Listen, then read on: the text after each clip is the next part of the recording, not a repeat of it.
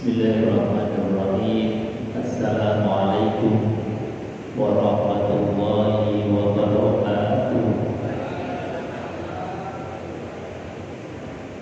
Bismillah, innal hamdalillah nahmaduhu wa nasta'inuhu wa nastaghfiruh wa na'udzu billahi min shururi anfusina wa sayyiati a'malina. May yahdihillahu fala mudilla lahu wa may yudlil fala hadiya lahu. Asyhadu an la ilaha illallah wa asyhadu anna Muhammadan 'abduhu wa rasuluh. Allahumma shalli wa sallim ala sayyidina Muhammadin wa ala alihi wa sahbihi ajma'in. Rabbi shrah li sadri wa yassir li amri wa hlul 'uqdatam min lisani yafqahu qawli. Qala Allah ta'ala fi kitabil karim wa huwa asdaqul qa'ilin. A'udzu billahi samil 'alim minasy syaithanir rajim. Bismillahirrahmanirrahim. Ya ayyuhalladzina amanu taqullaha haqqa tuqatih wa la tamutunna illa wa antum muslimun. Hadirin Bapak Ibu jemaah yang dimuliakan Allah Subhanahu wa taala. Alhamdulillah wa syukrulillah la ni'matillah. Pada malam hari ini kita ditakdir untuk bisa hadir di mujalasah di masjid yang mulia, undangan Allah melaksanakan sholat maghrib berjamaah. Ini adalah nikmat yang luar biasa dari Allah Subhanahu wa taala, makanya kita patut syukuri biqaulina alhamdulillahirabbil alamin. Kedua kalinya salawat dan salam kita haturkan kehadiran baginda Nabi besar Muhammad sallallahu alaihi wasallam, yang dengan ajaran beliau, bimbingan beliau, kita mengenal Allah, kita kenal Islam, kita tahu mana yang baik, mana yang buruk, sehingga kita bisa melaksanakan ibadah. Mudah-mudahan kita akan dibalas oleh Allah dengan surganya. Amin Allahumma. Jamaah yang dimuliakan Allah, kita lanjutkan kajian kitab Al-Hikam. Sudah sampai pada bab yang ke-11, bahwasanya hati ini akan bersinar manakala hanya diisi dengan Allah Subhanahu wa taala. Redupnya dan gelapnya hati kita ini karena seringkali hati itu hanya dipenuhi oleh dunia yang gelap. Kegelapan dunia seringkali menjadikan hati ini tidak bisa bersinar. Gelapnya dunia seringkali menjadikan hati ini tidak bercahaya. Maka di dalam bab yang ke-11 ini Al-Imam Athaillah As-Sakandari, beliau mengatakan kaifa yashrabu qalbun suwarul aqwal muntabi'atun fi mir'ati. Jadi betapa hati manusia itu akan menyinarkan cahaya bila cermin hati kita ini masih memantulkan keanekaragaman dunia tentang makhluknya Allah.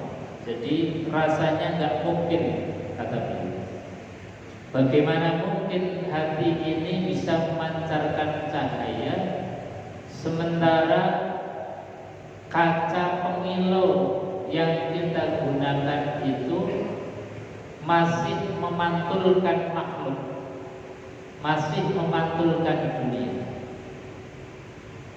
Maka ketika pantulan dari kaca itu masih dunia yang ada di dalam hati kita, ini rasanya susah, sulit untuk bersinar.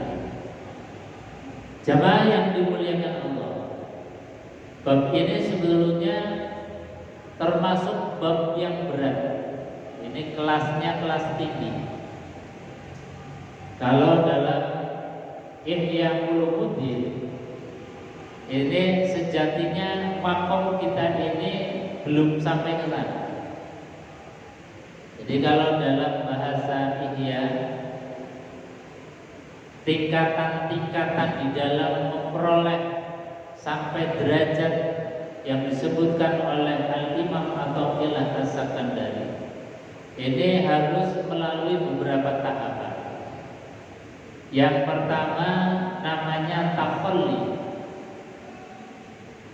Nanti kalau sudah takhalli baru niat tingkat derajatnya namanya ta'alli. Setelah ta'alli baru meningkat pada kelas selanjutnya yaitu kelas tajalli. Ini kata Al-Imam Al-Ghazali. Apa itu takhalli?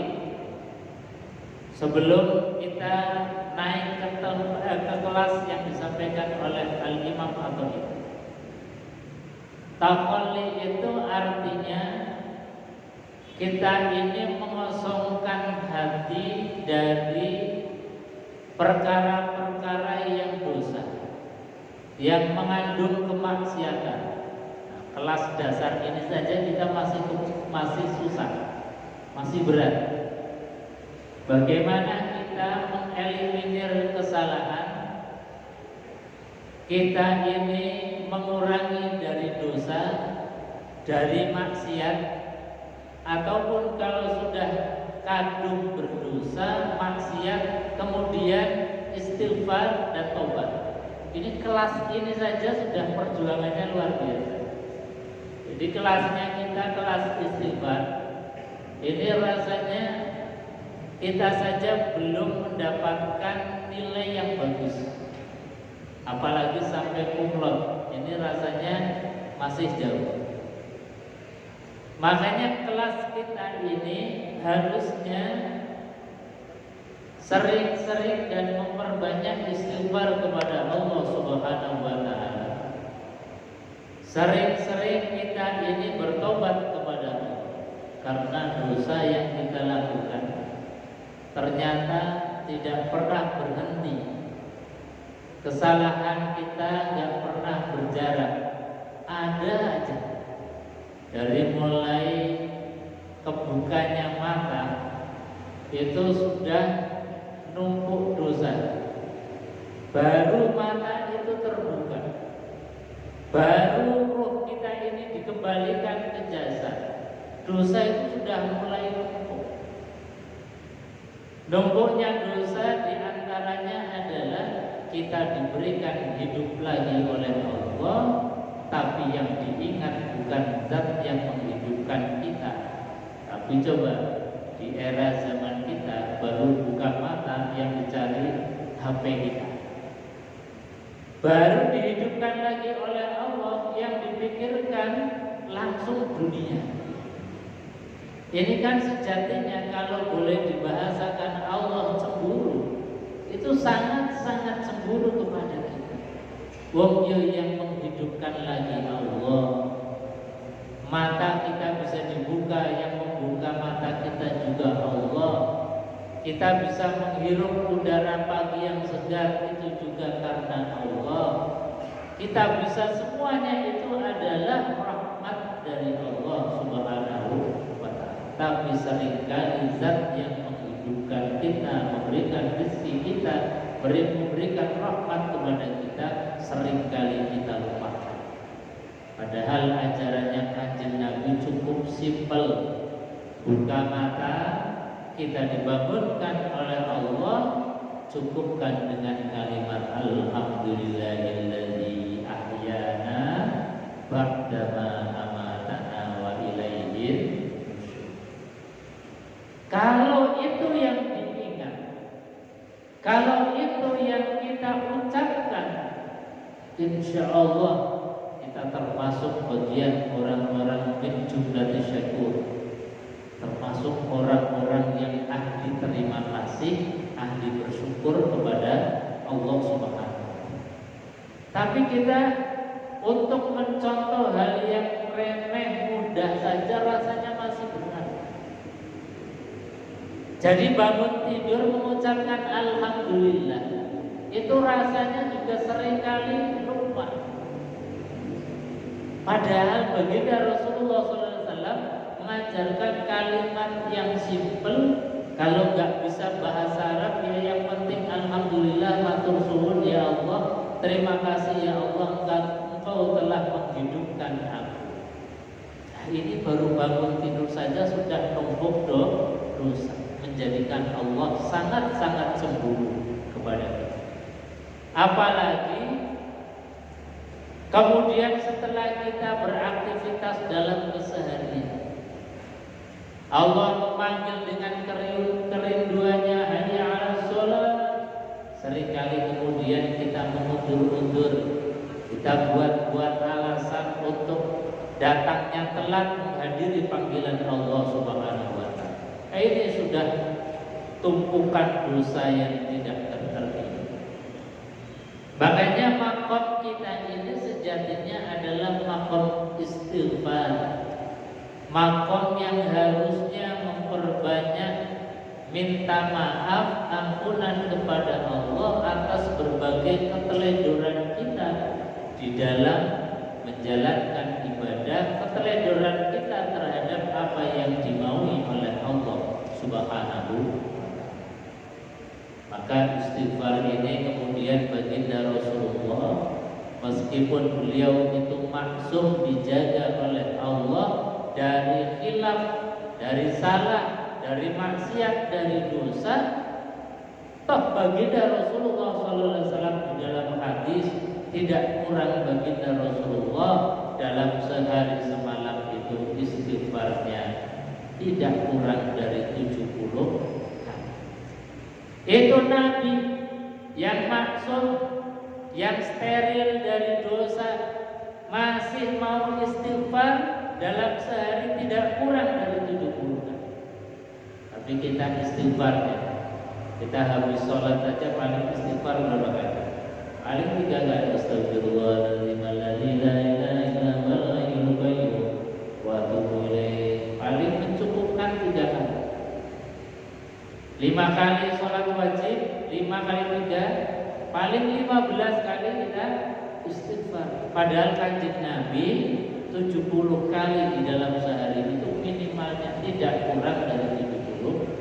Nah, kita yang tadi dari mulai bangun tidur saja sudah numpuk dosa, kok tidak memperbanyak istighfar kepada Allah, rasanya kita belum menjadi manusia yang baik, belum menjadi makhluk yang baik. Ini jadi kelas yang paling rendah saja. Ini kita masih butuh perjuangan yang besar. Kelas istighfar. Makanya sekali lagi Nabi itu mengajarkan kepada kita memperbanyak istighfar. Astagfirullah Rabbana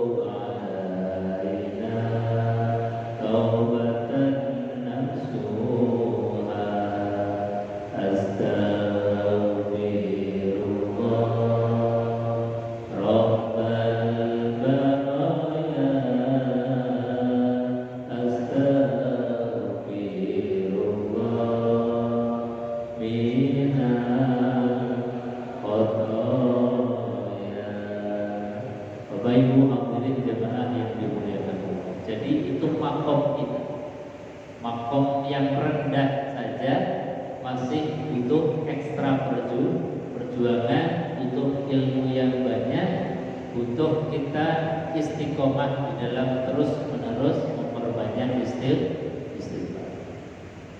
Kemudian kalau kita sudah mampu membersihkan dari dosa yang tadi namanya makom takhalli, kita bercita-cita untuk meningkatkan kelas kita, yaitu kelas yang lebih tinggi namanya makom tahalli. Apa itu tahalli? Tahalli adalah setelah kita ini steril, bersih dari dosa yang sudah kita istighfari, maka kemudian kita isi, kebaikannya ditambah, kebaikannya ditingkatkan, ibadahnya ini baik secara kualitas maupun kuantitasnya, secara jumlah maupun isinya, itu ditingkatkan. Nah, itu namanya tahalli. Jadi kalau tahalli itu kita dengan istighfar. Kalau tahalli itu dengan jami'i kalimatut thayyibah, dengan semua kalimat-kalimat thayyibah. Yang gampang ya zikir kita subhanallah walhamdulillah wala ilaha illallah wallahu akbar. Atau sebagaimana kanjeng Nabi Muhammad SAW mengajarkan kepada kita, afdhalul dzikri la ilaha illallah. Zikir yang paling utama kata baginda Nabi besar Muhammad SAW adalah memperbanyak kalimat thayyibah, yaitu la ilaha illallah. Makanya alhamdulillah kita punya orang tua, guru-guru kita di dalam mendidik, membiasakan kalimat la ilaha illallah di dalam lisan kita, agar lisan kita tidak pernah kering dari kalimat la ilaha illallah. Itu sampai dibuat sebuah tradisi, kebiasaan, kalau kita kumpul-kumpul ya yang dibaca adalah tahlil. Kumpul-kumpul yang dibaca kalimat thayyibah. Untuk apa? Untuk mengisi kelas kita, yaitu kelas tahalli. Mengisi dengan kalimat thayyibah subhanallah walhamdulillah wala ilaha illallah. Itu adalah isian. Atau kalau kita bisa lebih, sebagaimana baginda Rasulullah SAW juga bersabda, afdhalul dzikri qiraatul Qur'an. Zikir yang paling utama itu adalah membaca Al-Qur'an. Jadi sambil nunggu untuk iqamah kita baca Quran. Kalau sudah capek zikir subhanallah alhamdulillah, baca Quran. Kita sambil nunggu tahajud atau selesai tahajud, baca Al-Quran. Quran ini luar biasa. Kenapa Nabi mengatakan bahwasanya afdhalul dzikri qiraatul Quran? Zikir yang paling utama adalah membaca Al-Quran, karena Al-Quran adalah kalamullah. Al-Quran adalah ucapan Allah, firman Allah. Ketika kita membaca, berarti lisan kita pernah mengucap sebagaimana yang pernah diucapkan oleh Allah. Ucapan kita sama dengan apa yang Allah ucapkan. Artinya apa? Lisan kita ini terisi dengan sesuatu kalimat yang bermakna.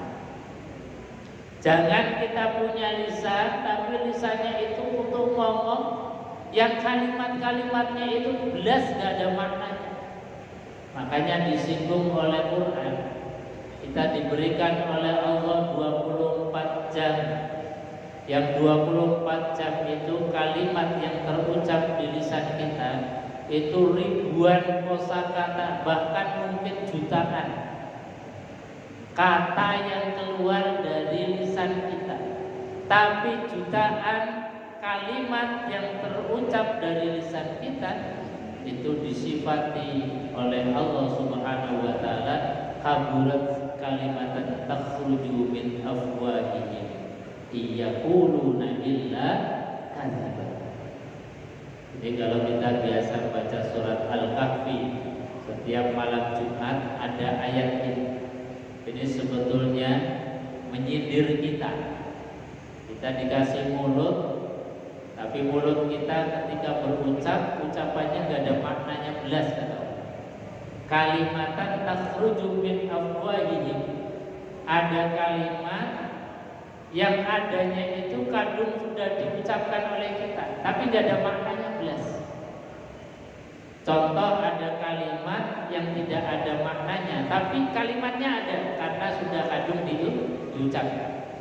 Misalnya di luar hujan deras, kalimatnya ada nggak?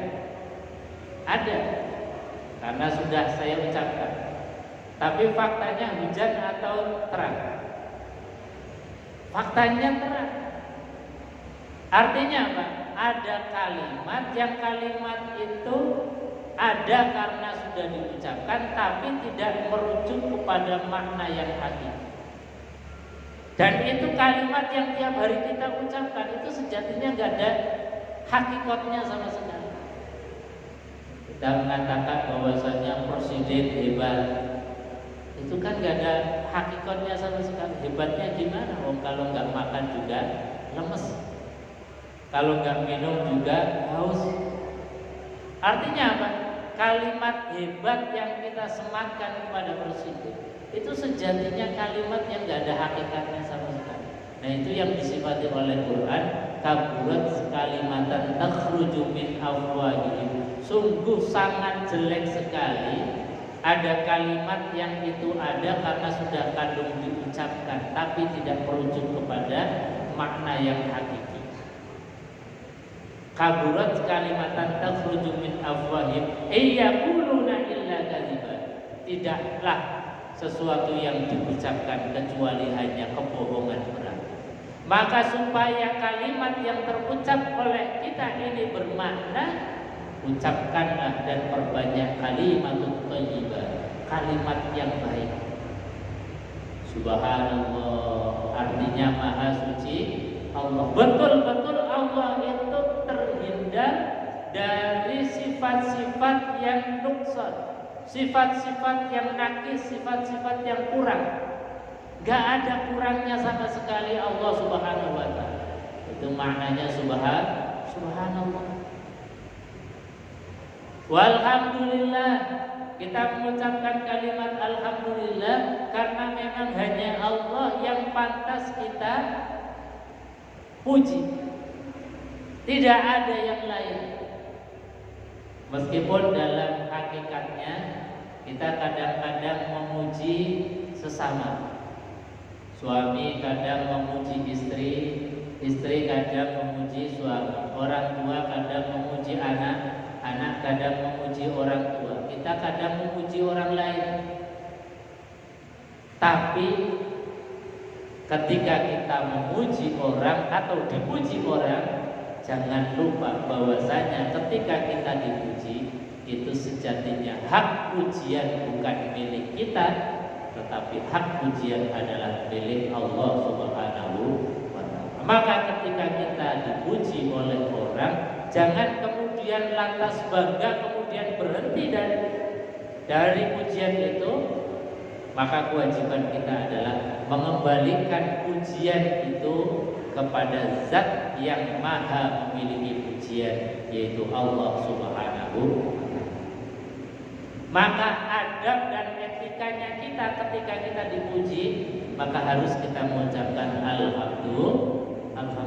Dikembalikan hak pujian itu hanya milik Allah Subhanahu wa ta'ala. Nah, ini kalimat thayyibah. harus tidak pernah lepas dari lisan kita, kerongkongan kita tidak boleh kering dari kalimat-kalimat thayyibah. Nah, untungnya ini kita diberikan oleh Allah syariat sholat yang sholat dari awal sampai akhir itu hanya isinya kalimat-kalimat pujian, isinya hanya kalimat thayyibah. Sehingga dari sholat yang ucapannya isinya kalimat thayyibah itu bisa menutupi ucapan-ucapan kita di luar sholat sebagai bentuk kafarat. Karena perintahnya Quran, wa'at bi'is sayyi'atal hasanata tambuha wa khaliqin nas bi khuluqin hasan. Kata Allah, wa'at bi'is sayyi'ah al hasanah. Ketika kita ini ngomong jelek, ngomong yang tidak ada maknanya, maka harus kemudian cepat-cepat ditutupi dengan kalimat-kalimat yang baik. Makanya sekali lagi, kita ini alhamdulillah diberikan syariat sholat yang sholat isinya itu pujian kepada Allah, isinya itu adalah sholawat, isinya itu adalah doa. Andai kata kita ini gak ada syariat yang namanya sholat, gak tahu, lisan kita mungkin isinya kalimat-kalimat yang luar biasa, gak ada faedahnya, belas, sama sekali gak ada manfaatnya. Maka alhamdulillahnya sekali lagi kok kita diberikan hadiah oleh sholat, dengan sholat kalimat di luar sholat yang tidak punya makna itu kemudian tertutupi dengan kalimat-kalimat thayyibah yang kita baca ketika kita sedang sholat. Ini makom yang namanya tahallul, mengisi hati kita ini dengan perkara-perkara yang baik. Lisan kita ucapkan dengan ucapan yang baik, perbuatan kita isi dengan amalan-amalan yang baik. Ini sudah makom yang kelas menengah, kelas tahallul. Kemudian ada makom yang tertinggi. Yang ini pelajaran kita malam hari ini, sebagaimana disampaikan oleh Al-Imam Athaillah As-Sakandari. Beliau mengatakan bahwasanya kaifa yashrafu qalbun suwaral aqwan muntabi'atun fi mir'ati. Bahwasanya bagaimana mungkin hati manusia itu akan tersinari oleh cahaya bila cermin itu masih memantulkan beraneka ragam gambaran-gambaran tentang alam-alam makhluk. Yang dipikir itu hanya dunia, yang dipikir hanya makhluk. Dari mulai bangun tidur yang dipikir sudah duit, harta, kerjaan. Nanti mau tidur masih dipikir lagi. Bahkan kadang-kadang sampai ketiduran, lidurnya pun masih urusan dunia. Itu kita. Makanya di makom ini luar biasa. Al-Imam Athaillah As-Sakandari mengajarkan kepada kita, ayo belajar. Hati kita ini kita isi dengan Allah. Hati kita isi dengan nur cahayanya Allah. Hati kita ini kita isi dengan ilmu. Maka kalau ilmu itu ada dalam pikiran, ada dalam hati, itu sanggup memberikan pancaran-pancaran, sanggup memberikan penerangan-penerangan. Kenapa kadang kita ini sering kali galau, sering kali was-was, sering kali khawatir? Karena minim dari ilmu. Khawatir itu kan bentuk daripada kegelapan. Khawatir itu bentuk daripada cahaya yang mulai redup. Makanya baginda Rasulullah SAW ini dalam sebuah hadis, dalam menjelaskan tentang bagaimana Allah memberikan alarm kepada kita. ketika kita ini sudah mulai defisit kebaikan dan sudah mulai surplus kejelekan, itu didatangkan oleh Allah Subhanahu wa taala al-huzn, sifat sedih. Jadi ini alarm panjenengan bisa niteni. Kalau hati kok mulai resah, sedih, gak tenang, itu alarm bahwa kita minus kebaikan, surplus kejelekan. Jadi gak imbang. Sudah niteni Pak. Panjenengan niteni kalau hati ini lagi senang, ini pasti kebaikan kita ini lebih banyak. Ibadahnya ya sergel, silaturahminya sergel, gampang bantu orang. Itu ciri dari kita sedang surplus kebaikan, maka bersyukur. Tapi kalau sudah mulai hati ini gak tenang, oh berarti ini sudah bercak-bercak dosa, sudah mulai numpuk, bahkan kejelekannya sudah surplus, kebaikannya sudah minus. Maka ketika kita dalam keadaan resah, hati yang gelisah, harus cepat-cepat fafirru ilallah, datang kepada Allah. Cepat-cepat kemudian kita melakukan kebaikan, apapun bentuk kebaikan. Bersilaturahimkan, ketika silaturahim hati sedang gundah gulana, kalau kita berkunjung itu kan kemudian dapat nasihat. Makanya Kanjeng Nabi itu mengatakan bahwasanya silaturahim itu bagian dari ibadah. Karena kalau orang hatinya lagi suntuk, kemudian di rumah aja, gak kemana-mana, ya suntuknya nambah. Sudah gak mau zikir di rumah, silaturahmi gak mau, baca Quran gak mau, sholat sunnah juga aras-arasan, ya tambah. Tapi kalau kita ini kemudian dikasih alarm, ya Allah alhamdulillah panjenengan paringi alarm, hati kok ini sumpek sedih, kemudian dan cepat ambil air wudhu, kemudian kita takarrub ilallah, mendekat kepada Allah, insya Allah gak akan lama hati ini kemudian mulai pulih kembali. Kalau kita sedang suntuk kemudian kita obati dengan berkunjung, insya Allah gak lama sumpek kita itu mulai hilang. Ini bahasa hadis dari Kanjeng Nabi Muhammad SAW di dalam memberikan satu resep-resep di dalam kehidupan ini dengan luar biasa. Jadi alarmnya sudah dipasang. Makanya kita ayo titeni, kalau kita ini sedang sedih, berarti sekali lagi bahwa kita sedang minus kebaikan.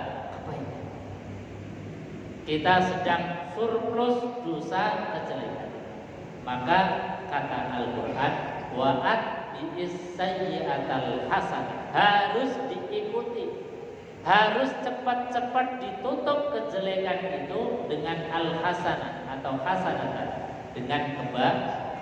Bentuknya apa saja? Seperti pelajaran kemarin, bentuk kebaikan itu banyak sekali yang diajarkan oleh Allah. Kalau misalnya sholat kok aras-arasan, ya sudah, ibadahnya silaturahim. Kalau silaturahim juga aras-arasan, kalau lagi gak punya uang ketemu orang kan kadang-kadang ya males. Lagi banyak hutang, keluar rumah kadang-kadang takut sendiri. Ya sudah, berarti ibadahnya untuk menutup daripada defisit kejelekan, memperbanyak daripada kalimat thayyibah. Udah, pegang tasbih, zikiran subhanallah, subhanallah. Setengah jam insya Allah sudah mulai pulih. Gundah gulana, rasa daripada takut insya Allah sudah mulai sembuh. Ini panjenengan kalau bisa niteni apa yang ada di dalam perilaku hidup kita.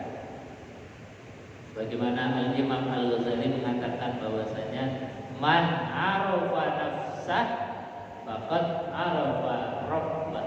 Siapa yang kenal jati dirinya, siapa yang kenal diri kita ini. Tadi dititeni, ya Allah, rasanya kok kalau lagi senang ibadah ya gampang, kalau lagi gembira sedekah ya nyah-nyoh, mudah untuk membantu. Tapi ketika dalam keadaan sedih kok rasanya sholat saja Mas. Rasanya kemudian ketemu orang saja sudah malas. Nah ini kalau sudah seperti ini, hati-hati. Alarm sudah berbunyi, maka harus cepat-cepat atbi'is sayyi'at al-hasanah. Ikuti kejelekan itu dengan kebaikan. Bapak Ibu hadirin jemaah yang dimuliakan Allah. Jadi sekali lagi, tidak akan bisa hati ini bersinar kalau masih diliputi dengan kegelapannya dunia. Kaifa yarhalu ilallah wa huwa muqabbalun bisyahawati. Kata beliau, bagaimana mungkin seorang hamba mampu menjumpai Allah padahal ia terbelenggu ke dalam syahwat. Keinginan-keinginan yang menggebu, keinginan-keinginan yang tidak terkontrol, itu namanya syahwat. Syahwat duniawi yang rasanya kemudian kurang terus. Dikasih gunung satu pengennya dua, dikasih lautan pengennya samudra. Ini kan orang memang bawaannya begitu. Jadi kalau syahwat itu sudah mengendalikan kita tidak akan berjumpa dengan Allah. Jadi harus dipuasai. Kita puasakan badan jasad kita, juga mempuasai nafsu kita. Itu tingkatan yang luar biasa berat. Tapi ini harus menjadi cita-cita kita. Makom kita jangan berhenti di makom dasar, tapi kita punya keinginan, punya rasa pengen meningkatkan derajat makom kita di hadapan Allah Subhanahu wa taala. Meskipun toh dengan perjuangan yang luar biasa. Tapi kita harus mencoba, kemudian kita latihan, kalah lagi, mencoba lagi, latihan lagi, terus menerus. Di samping ilmunya, untuk itu juga kita tambah terus. Nah, ini kata Al-Imam luar biasa. Kaifa yatma'u ayyadkhulu khadratullah wa huwa lam yatatahhar min janabah. Kata beliau bahwasanya bagaimana mungkin seorang hamba itu berkeinginan keras untuk masuk menyatu dengan Allah Subhanahu wa taala, sementara mereka masih dalam keadaan janabat. Janabat itu artinya ya kita masih berlumur dengan dosa, gak akan masuk kepada level tingkat. Makanya tadi ada kelasnya, kelas istighfar. Kalau sudah mulai clear dari dosa, kemudian kita isi. Meskipun kita nggak mungkin akan terbebas dari dosa, nggak mungkin. Yang namanya manusia itu pasti akan melakukan satu khilaf dosa. Itu satu sunatullahnya begitu. Tapi kita harus istighfar terus, tutup terus dengan kebaikan. Itu terus menerus begitu. Jadi kalau dalam bahasanya beliau, kalau kita janabat secara fikih itu kan kita keluar air mani, maka harus mandi. Keluar air mani lagi, ya mandi lagi. Karena itu sudah merupakan sunatullah, kebutuhannya kita begitu. Jangan kemudian kita berpikir bahwa kita ini harus makom istighfarnya pokoknya gak punya dosa. Gak begitu. Manusia itu pasti punya dosa, tapi istighfarnya jangan pernah berjarak dari kita. Jangan pernah berhenti untuk istighfar. Itu maknanya. Jadi istighfar terus isi kebaikan. Istighfar isi kebaikan. Itu sudah secara otomatis kelas kita sudah naik. Kelas kita sudah mulai middle class, kelas tengah-tengah. Syukur-syukur sudah tadi makrifat kepada Allah, sudah kemudian menyatu dengan Allah. Dan sejatinya kita kadang-kadang ya sudah pada level tertinggi. Tapi kemudian karena kita dosa, gak istighfari, makom kita menjadi turun kelas lagi. Gak apa-apa, tapi berjuang terus. Ini beliau berikan satu pengajaran yang luar biasa. Am kaifa yarju ayyafama daqaiqal asrar wa huwa lam yatub min hafawati. Kata beliau, bagaimana mungkin seorang hamba itu mampu memahami berbagai rahasia-rahasia ilahi, sementara mereka belum juga berangkat dari taubat dan kesalahan. Jadi kalau kita ini gak taubat, gak banyak istighfar, itu rahasia-rahasia Allah itu seringkali gak dibukakan. Seperti tadi, alarmnya ketika kita dalam keadaan sedih. Ini kalau kita gak ngaji, kalau gak istighfar, itu rasanya gak terbuka. Bahkan kadang-kadang kalau orang ini bermaksiat, berdosa, diingatkan, kenapa gak istighfar? Wah, wis kadung dosa. Jadi bilangnya malah wis kadung dosa. Tak teruske wae. Daripada kemudian tanggung. Nah, ini namanya orang yang gak paham. Makanya kalau kita ini punya satu kemapahaman dan punya niatan pengen meningkatkan makom, memperbanyak istighfar terus kepada Allah. Habis istighfar kemudian kita isi dengan kalimat-kalimat thayyibah, dengan perbuatan yang baik, insya Allah secara otomatis nanti sir-sir rahasia-rahasia Allah itu akan dibukakan. Bahkan ilmu-ilmu yang susah untuk kita dapatkan dari ngaji, dari membaca, itu secara otomatis sir-sir ilmu itu, pemahaman-pemahaman ilmu itu dibukakan semua. Kalau dalam keadaan hati yang bersih, pikiran yang jernih, itu rahasia-rahasia Allah itu dibukakan luar biasa. Nah, barangkali yang seperti itu yang dinamakan dengan ilmu laduni. Ilmu laduni itu ilmu yang sifatnya itu given, pemberian Allah. Bukan kita yang mencari, tapi Allah memang memberikan rahasia-rahasia ilmu, pemahaman yang kadang kita ini gak baca, yang kadang ini kita gak ngaji, tapi diberikan satu pemahaman. Ini kalau hati dalam keadaan bersih, seringkali itu luar biasa derasnya pemahaman ilmu yang pemberian Allah Subhanahu wa Ta'ala. Yang kadang ilmu yang dari model seperti ini kemudian nancapnya di dalam hati itu luar biasa kuat. Pemahaman seperti itu menjadikan kita mendapatkan hidayah yang luar biasa. Jadi kalau misalnya dalam ibadah ya rasanya enteng, mau sholat rasanya enteng, mau belajar rasanya enteng, ngaji nggak ada beban. Ini karena apa? Ada sir-sir rahasia-rahasia Allah yang kemudian dibukakan ketika hati kita dalam keadaan bersih, pikiran kita dalam keadaan bersih. Makanya di antara caranya membersihkan hati kita, pelajaran kemarin di antaranya kita ini beruzlah. Uzlah itu apa? Uzlah itu adalah menyingkir dulu dari hiruk pikuknya dunia. Kita selehke dulu masalah dunia, kemudian kita menyatu, kita berduaan dengan Allah. Itu uzlah.